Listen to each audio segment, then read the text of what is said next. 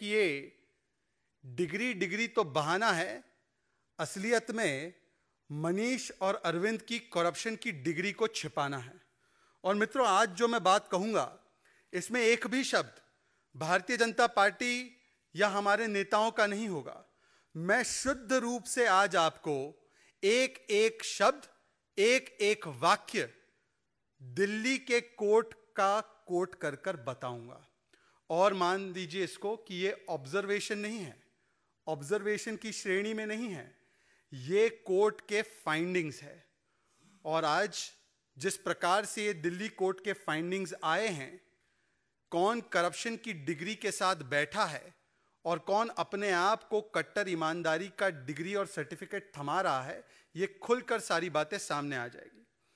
मैं आपको पहले सुनाना चाहता हूं कि कोर्ट ने जब फिर से एक बार मनीष सिसोदिया अक्यूज नंबर 1 शराब घोटाले में उसे राहत देने से इनकार किया, उनकी बेल को रिजेक्ट किया, तो किस प्रकार से और किस आधार पे उस बेल को रिजेक्ट किया गया। क्योंकि कई बार इनके कई प्रवक्ता आते हैं आम आदमी पार्टी के और कहते हैं चुनौतीपूर्ण तरीके से कि क्या मनीष के यहां से झुंझुना भी मिला, मनीष के यहां से झुंझुना भी मिला। आज मैं आपको बताना चाहता हूं कि झुंझुना नहीं 100 करोड़ मिला, और भारतीय जनता पार्टी को नहीं, कोर्ट को मिला।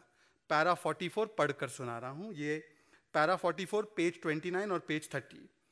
Thus it is clear from the above discussion, ये कोर्ट कह रहा है, that the applicant Manish Sisodia had played the most important and vital role in the above criminal conspiracy, and he had been deeply involved in the formulation as well as the implementation of the said policy to ensure achievement of objectives of the said conspiracy.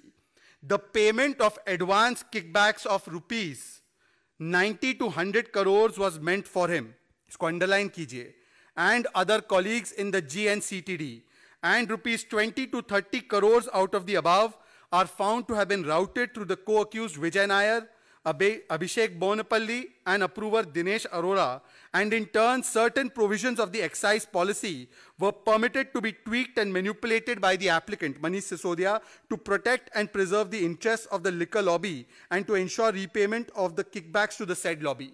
इसका अर्थ क्या है? इसका अर्थ यह है कि मनीष सिसोदिया के घर में केवल झुंझुना नहीं है, मनीष सिसोदिया और कंपनी को 100 करोड़ की घूस मिली है। यह आज सत्यापित, स्थापित, स्पष्ट हो चुका है कोर्ट के माध्यम से, कोर्ट की फाइंडिंग है। तो आज जो आकर चुनौतीपूर्ण तरीके से कहते हैं घर में मिला, गांव में मिला, लॉकर में मिला, मिला है।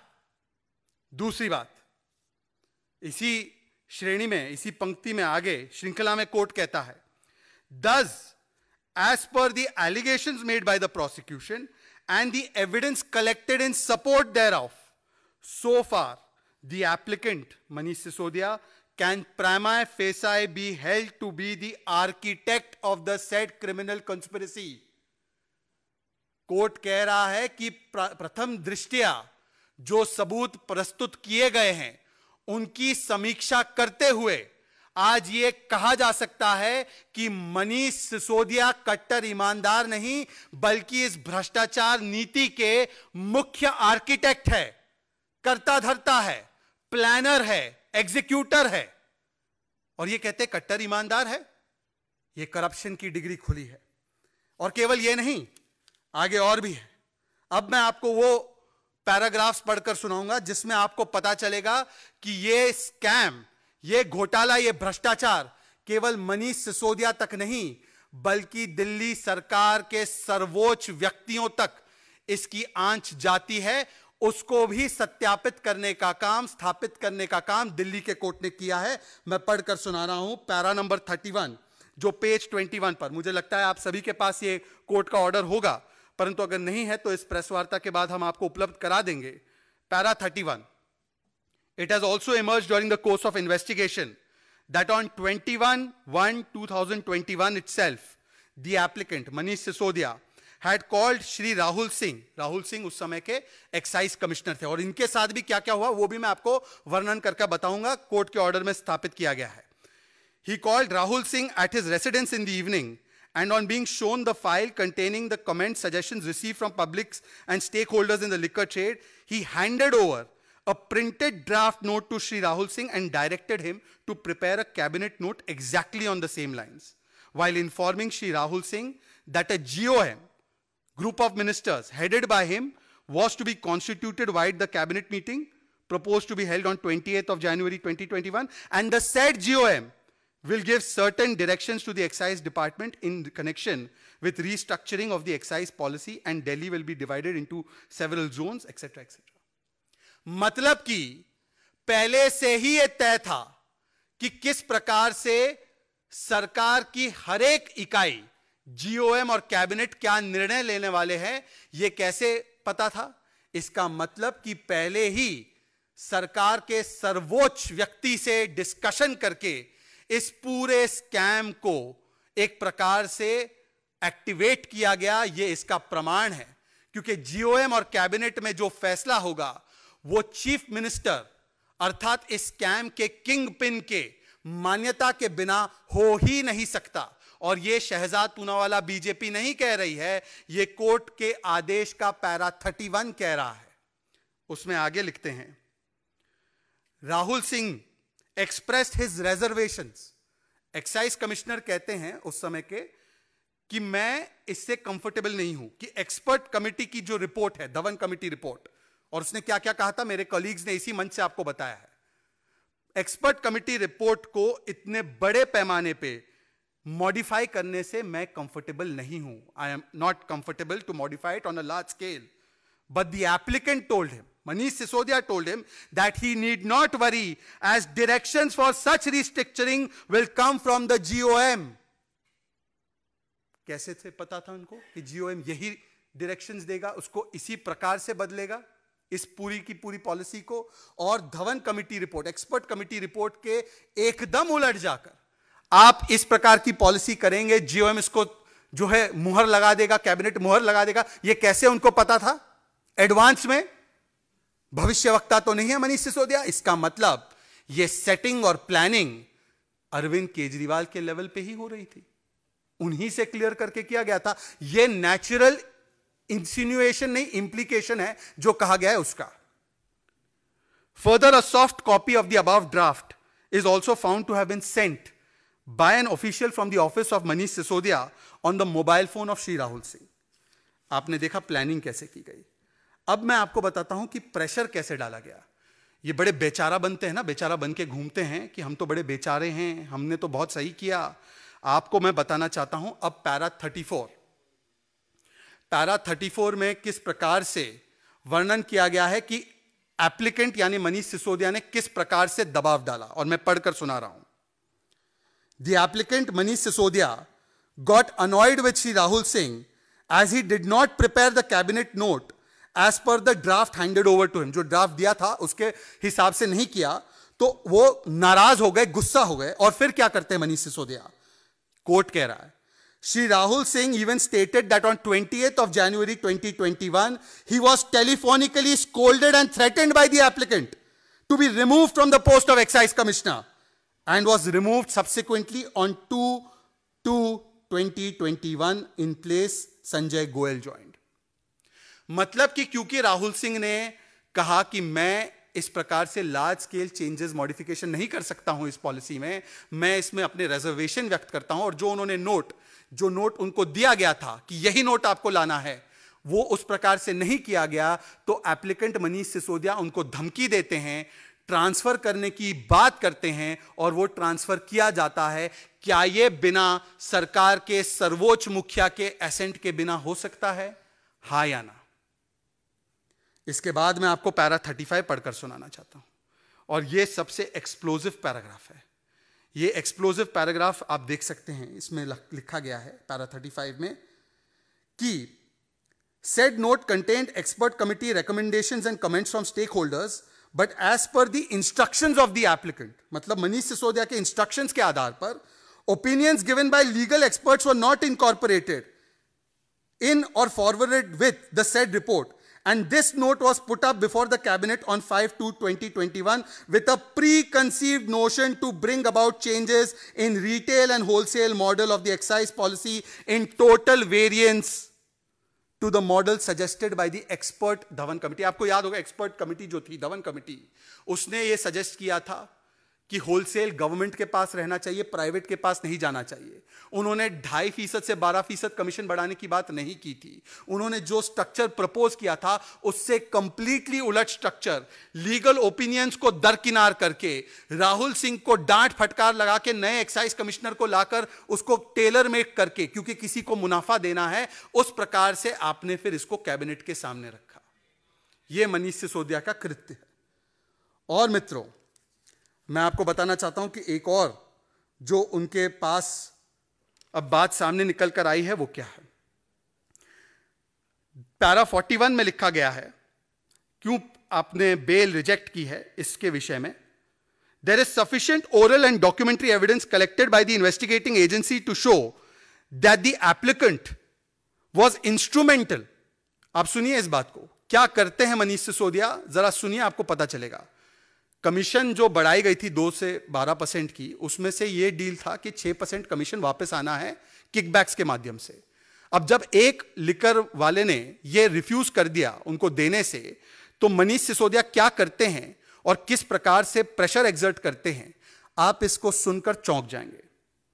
The investigating agency has shown through oral and documentary evidence that the applicant was instrumental in getting surrendered the L1 license of Messrs. Mahadev Liquors by extending threats through approver Shri Dinesh Arora and co-accused Amit Arora, and by forcing closure of certain manufacturing units of the said licensee and some other persons related to the owners thereof by exercising influence upon the Excise Department of Punjab, where AAP was also ruling.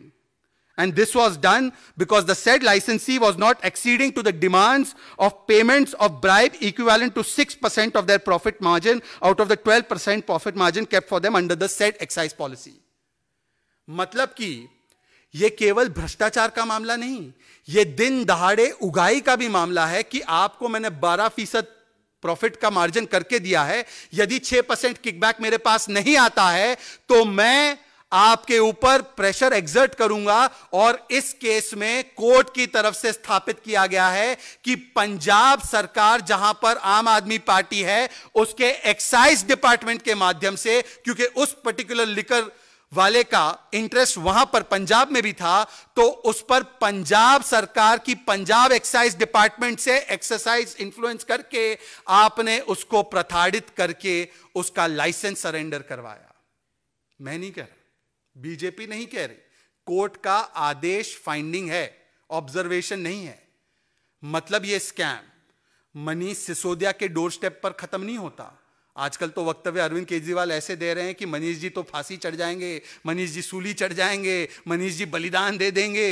ये मनीष जी तक नहीं समाप्त हो रहा जी। आप मनीष जी को वैसे बकरा बनाना चाह रहे हैं, पर ये उनकी दहलीज पर नहीं, ये केजरीवाल जी की दहलीज पर भी इसकी आहट है, और भगवंत मान की भी दहलीज पर इसकी सुगबुगाहट है।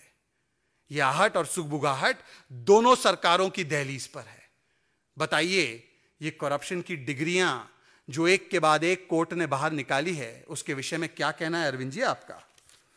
और फिर अरविंद जी को बताना चाहता हूं कि यह स्कैम जो है, किस प्रकार से आपने इसको ऑर्केस्ट्रेट किया है, केवल दिल्ली के माध्यम से नहीं, पंजाब के भी माध्यम से। विजय नायर जो अब कई महीनों से जेल में है, उसको राहत नहीं मिली है। विजय नायर के विषय में यह कहा गया है, यह भी कोर्ट के पास दी गए डॉक्यूमेंट्स में, एफिडेविट्स में, रिमांड नोट्स में, कि विजय नायर एक मंत्री के बंगले में रह रहा था। कौन था वो मंत्री जिसके सरकारी निवास में विजय नायर रह रहा था और इस पूरे स्कैम को अंजाम दे रहा था, पैसे कलेक्ट कर रहा था, और जिसको आज तक कोर्ट ने राहत नहीं दी है?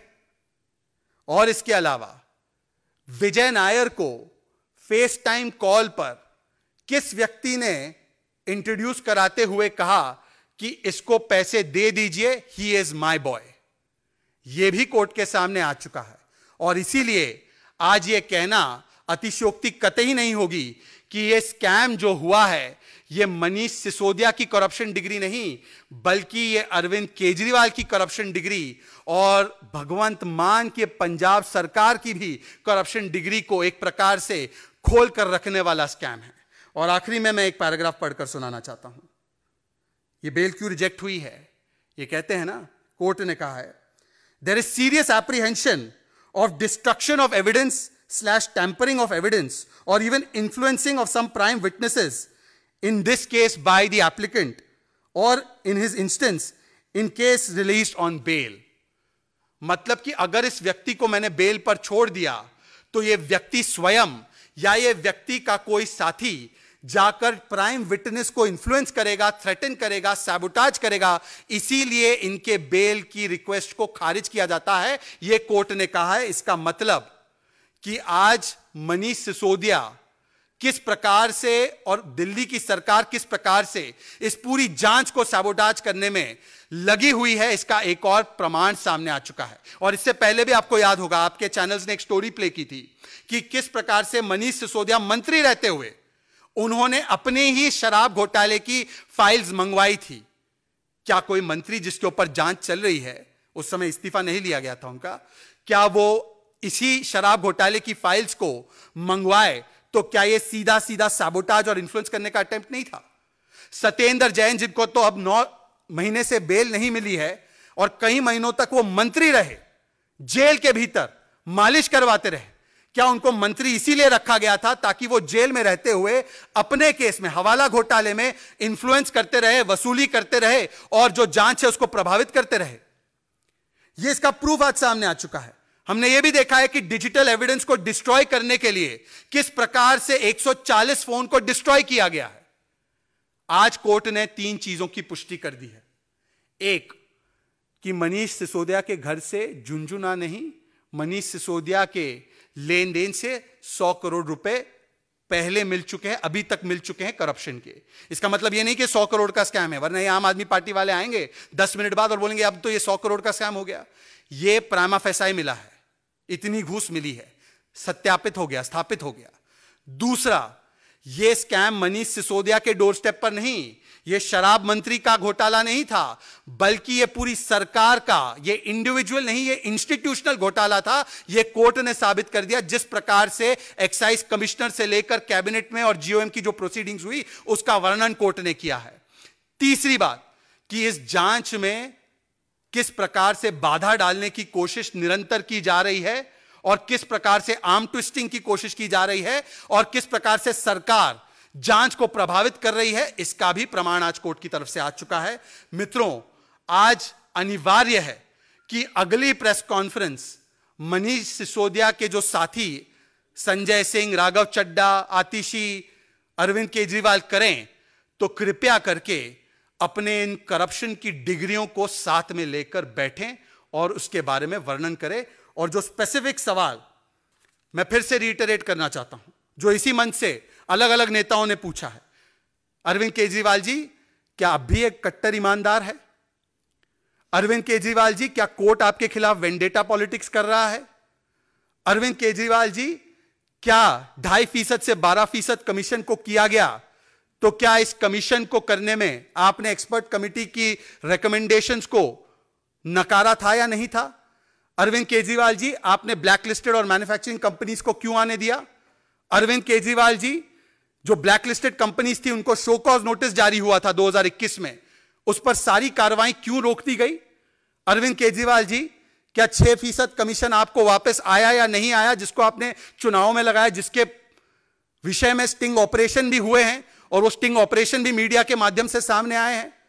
और जब 6% कमीशन नहीं दिया गया तो क्या पंजाब की सरकार के माध्यम से एक्सरसाइज किया गया इन्फ्लुएंस को और कुछ लोगों को आर्म ट्विस्ट करके उनसे घूस कलेक्ट की गई?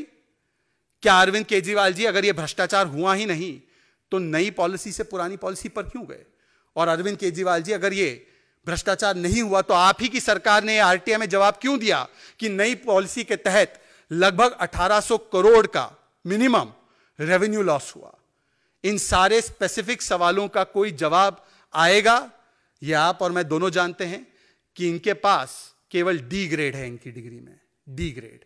डाइवर्जन, ये डाइवर्जन और डाइवर्जेंस, ये डाइवर्जन ग्रेड करके अब फिर से इस मुद्दे को भटकाने के लिए एक नया विक्टिमहुड कार्ड लाएंगे, एक नया इमोशनल कार्ड लाएंगे, एक नया ड्रामा का कार्ड लाएंगे।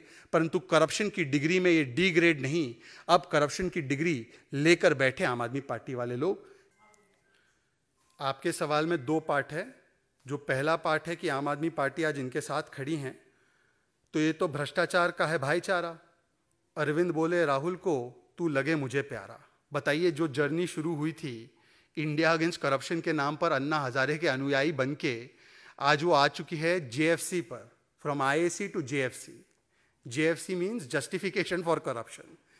आईएसी में अन्ना जी के अंतर्गत काम करते थे, जेएफसी में आजकल ये लोग लालू और राहुल के नीचे काम करते हैं। तो ये आईएसी से जेएफसी की सियासी धर्मांतरण यात्रा, मैं इसको कहता हूँ, पॉलिटिकल कन्वर्जन यात्रा की है। अब आपका जो दूसरा हिस्सा है, मैं तो स्वागत करता हूं कि चलिए देर से ही सही कांग्रेस पार्टी ने देश की न्याय प्रणाली और न्याय व्यवस्था में आस्था जताने का काम और किया है, और उन्होंने अब सूरत की कोर्ट में आस्था जताते हुए अपील फाइल करने की, जैसे आपने बताया खबरें आ रही है, ये निर्णय किया है। तो ये तो स्वागत योग्य है कि कल तक काले कपड़े पहनकर काले कारनामे करने वाले, काली मंशा वाले, ओबीसी समाज का अपमान करने पर गर्व महसूस करते हुए कोर्ट के खिलाफ जो दुराग्रह कर रहे थे, आज इस कोर्ट और न्याय प्रणाली के प्रति ये काले कपड़े पहनकर काली मंशा वालों की सफ़ेद मन वाली आस्था जगी है। तो इसका मैं स्वागत करता हूँ। हाँ, पर एक सवाल मन में उत्पन्न होता है कि ऐसी क्या बात रही कि कुछ केसेस में तो चंद घंटों में ये पहुँच जाते हैं कोर्ट के पास, और कुछ केसेस जब ये स्वयं कहते हैं इनका सर्वोच्च नेता है तो उसमें इतने दिन लगे। और आज तो केवल कोर्ट के पास नहीं पहुंचना चाहिए, इनको तो जनता के पास पहुंचना चाहिए, माफ़ी मांगनी चाहिए कि इन्होंने कोर्ट और न्याय प्रणाली का अपमान किया। इनको तो ओबीसी समाज के पास पहुंचना चाहिए और ओबीसी समाज के सामने जाकर नाक रगड़कर माफ़ी मांगनी चाहिए कि एक व्यक्ति विरोध में, एक पार्टी विरोध में इन्होंने इस देश के संपूर्ण ओबीसी समाज का अपमान किया और आज भी उस पर ये गर्व मनाते हैं। तो मुझे लगता है सिर्फ याचिका कोर्ट में नहीं, क्षमा याचिका ओबीसी समाज के सामने भी होनी चाहिए। मुझे लगता है कि उद्धव ठाकरे जी के बिलेटेड रिस्पॉन्स के बाद कांग्रेस पार्टी का महाराष्ट्र में एक और सहयोगी अगर इस प्रकार का करारा तमाचा राहुल गांधी के दिए गए तर्कहीन अपरिपक्व बयानों पर देता है तो इसको बड़े गंभीरता से हमें लेना चाहिए। स्वतंत्र वीर सावरकर जी को ग्रेटेस्ट सन ऑफ इंडिया स्वर्गीय इंदिरा गांधी जी ने पत्र में कहा था, remarkable son of India. Postage stamp जारी किया था और जहां तक मेरी जानकारी है उन्होंने अपने स्वयं के कोष से भी उनके फाउंडेशन और उनके लिए पैसे दिए थे। नरसिम्हा राव जी जो कांग्रेस के प्रधानमंत्री रहे हैं, हालांकि मानते तो नहीं है इतना, उन्होंने भी स्वर्ण अक्षरों में स्वतंत्र वीर सावरकर जी की भूरी भूरी प्रशंसा की थी। महाराष्ट्र के सबसे बड़े नेताओं में से एक हमारे यशवंतराव चव्हाण जी ने भी बहुत सुंदर अक्षरों में स्वतंत्र वीर सावरकर जी, यहाँ तक कि वामपंथी विचारधारा रखने वाले लोगों ने भी वीर सावरकर जी के विषय में भूरी भूरी प्रशंसा करने का काम किया था। कांग्रेस में, क्योंकि मैं खुद महाराष्ट्र से आता हूँ, हमारी टेक्स्ट बुक में, एसएससी की जो टेक्स्ट बुक में सावरकर जी को केवल सावरकर नहीं कहा जाता, वीर सावरकर कहा जाता है। ये वीर का जो ऑनरिफिक है, ये महाराष्ट्र स्टेट बोर्ड ने जब कांग्रेस की सरकार थी उन्होंने लगाया। आज शरद पवार जी का वक्तव्य राहुल जी के अपरिपक्व ज्ञान पर एक करारा तमाचा है कि क्या तुमने अपनी दादी को, तुमने यशवंतराव चव्हाण जी के बयानों को, तुमने नरसिम्हा राव जी के बयानों को, तुमने अपनी कांग्रेस सरकार के इस स्टैंड को कूड़े के डिब्बे में डाला है। तो मुझे लगता है कि अब इसी से ज्ञान प्राप्त करके सावरकर जी के विषय में जो अपमानजनक टिप्पणियां की है उसके लिए राहुल गांधी को भी और पूरी कांग्रेस पार्टी को तो माफ़ी मांगनी ही चाहिए। पर मेरा सवाल उद्धव जी से है। उद्धव जी ने एक बार स्टैंड लिया था कि यदि सावरकर जी पर कोई भी इस प्रकार की टिप्पणी करता है तो वो उनके साथ क्या हश्र करेंगे। वो वीडियो वायरल है, उन्होंने बड़ा आक्रामक बयान दिया था। उद्धव जी, ऐसी क्या मजबूरी है कि जो एक समय पर हिंदुत्व का शेर था वो आज वोट बैंक की भीगी बिल्ली बन चुका है। देखिए, बिहार के अलग अलग हिस्सों से जो आपके माध्यम से खबरें आ रही हैं हिंसा की, मुझे लगता है सबसे पहले तो ये बहुत ही चिंताजनक है। हम सभी लोगों से अपील करते हैं कि इसमें शांति बनाए रखें, शांति और अमन बनाए रखना चाहिए। परंतु जो तस्वीरें और जो खबरें सामने आ रही है वो जंगल राज की वापसी का भी प्रमाण है, और किस प्रकार से आदरणीय नीतीश कुमार जी इस प्रकार से आज असक्षम हो गए हैं और तुष्टीकरण की राजनीति में इस प्रकार से उनकी सरकार असक्षम हो गई है कि ऐसी सुनियोजित ढंग से की गई हिंसा को रोक नहीं पा रहे हैं, उनके नाक के नीचे हो रही है। और ऐसी घटना होने के बाद इस पर कठोरतम कार्रवाई करने के बदले आज उन पर ऐसा दबाव है कि वो आके ऐसे तत्वों का बचाव भी कर रहे हैं।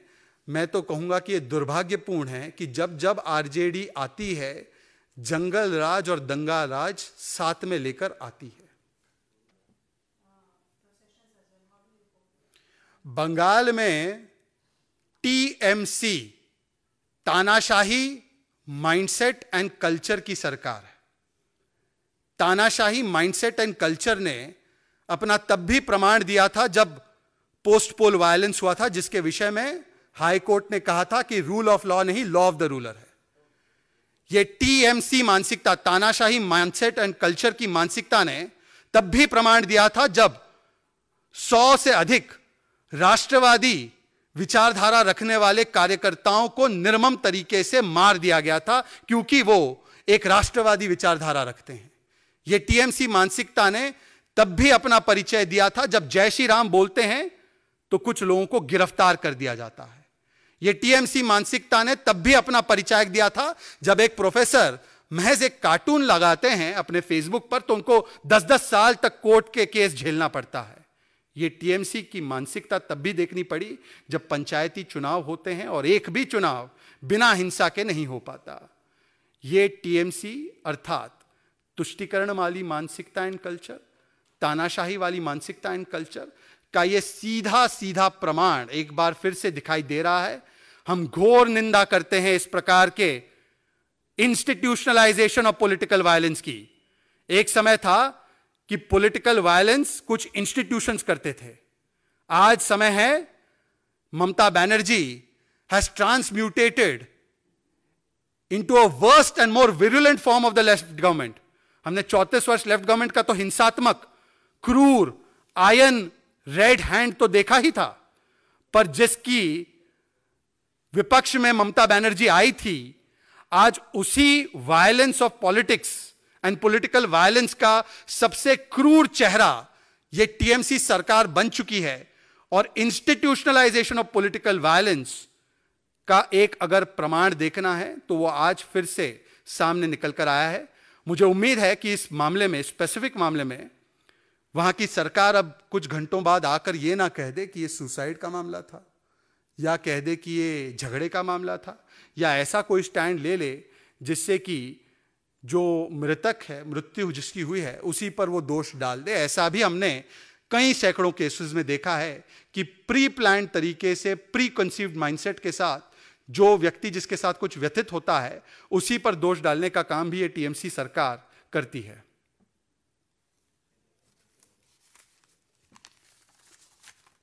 धन्यवाद आप लोगों का, बहुत बहुत धन्यवाद।